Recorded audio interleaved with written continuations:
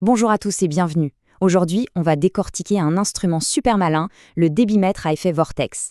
Sa grande force, mesurer avec une précision redoutable le débit de fluide compliqué, comme la vapeur, là où beaucoup d'autres technologies jettent l'éponge. Allez, voyons comment ça marche.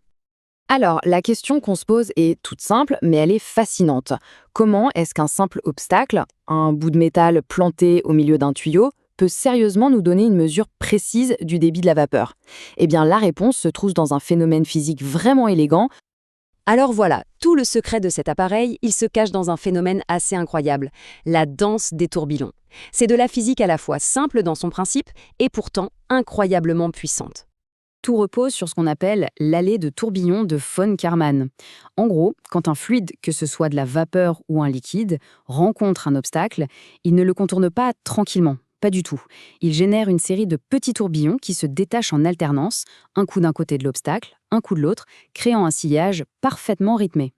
Et c'est là que tout se joue. Le point absolument crucial, c'est que la fréquence à laquelle ces tourbillons apparaissent est directement proportionnelle à la vitesse du fluide. Pour le dire simplement, plus le fluide va vite, plus les tourbillons se forment rapidement. Du coup, si on arrive à compter ces tourbillons, on connaît la vitesse et donc le débit. Bon, maintenant qu'on a le principe physique en tête, on va regarder comment les ingénieurs ont réussi à mettre tout ça en boîte dans un instrument qui marche. Allez, on plonge à l'intérieur du débitmètre pour voir comment il est fait. En fait, un débitmètre vortex, c'est un peu comme une symphonie en 3 temps. D'abord, il y a l'obstacle. C'est lui le chef d'orchestre qui crée les tourbillons. Ensuite, le capteur, qui est l'oreille absolue de l'instrument. Et enfin, l'électronique, le cerveau quoi. C'est lui qui va traduire cette musique en chiffres précis. Le premier élément, c'est donc cet obstacle, qu'on appelle en anglais le bluff body. Et attention, sa forme, elle est tout sauf due au hasard. Elle est calculée au millimètre près pour générer des tourbillons bien nets, bien réguliers sur la plus grande plage de débit possible. C'est ça qui garantit la stabilité de la mesure. Vient ensuite le capteur. Le plus souvent, il utilise une technologie qu'on appelle piézoélectrique.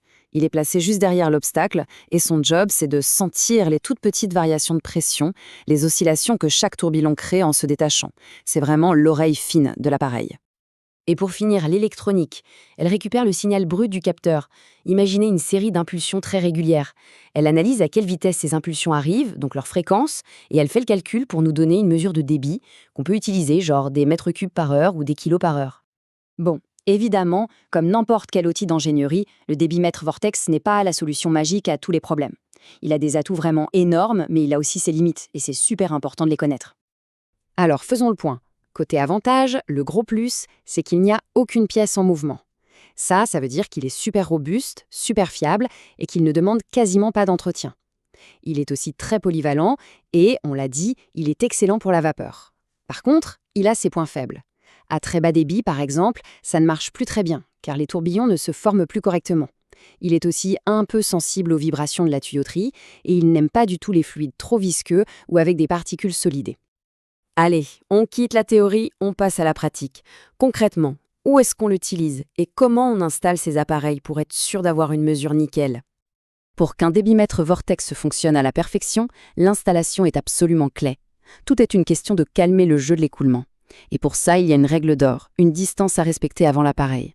Retenez bien ce chiffre, 10D. Et bien sûr, il y a une deuxième règle, tout aussi importante, pour ce qui se passe après l'appareil. Le chiffre ici, c'est 5D. Ces deux distances, 10D avant et 5D après, c'est vraiment la clé pour une mesure fiable. On va voir tout de suite pourquoi. Alors, pourquoi ces longueurs droites? Eh bien, c'est pour revenir à notre fameuse allée de tourbillon. Pour qu'elle soit bien stable, bien régulière, il faut que le fluide arrive le plus calmement possible, sans turbulence. C'est pour ça qu'on impose une longueur de tuyau droit d'au moins 10 fois le diamètre avant le compteur et 5 fois le diamètre après. C'est la condition indispensable, sinon on perturbe la formation des vortex et la mesure est faussée. Et grâce à cette robustesse, le Vortex est vraiment le champion dans pas mal de catégories. Pour les mesures de vapeur, c'est le roi, que ce soit à la sortie d'une chaudière ou pour compter de l'énergie. On le trouve aussi partout sur les réseaux de gaz comme l'air comprimé ou l'azote, et aussi pour des liquides assez propres comme l'eau industrielle ou les solvants. Allez, pour finir, on va résumer tout le processus, étape par étape, pour que tout soit bien clair dans les esprits. Alors, récapitulons cette belle mécanique. Étape 1, le fluide s'écoule dans le tuyau. Étape 2, l'obstacle se met en travers et crée ses fameux tourbillons, un coup à droite, un coup à gauche. Étape 3, ces tourbillons provoquent des petites variations de pression. un vrai rythme. Étape 4, le capteur écoute ce rythme et mesure sa fréquence. Et enfin, étape 5, l'électronique prend cette fréquence et la transforme en débit qu'on peut lire. C'est simple, c'est élégant et ça marche du tonnerre. Franchement, c'est assez remarquable, non?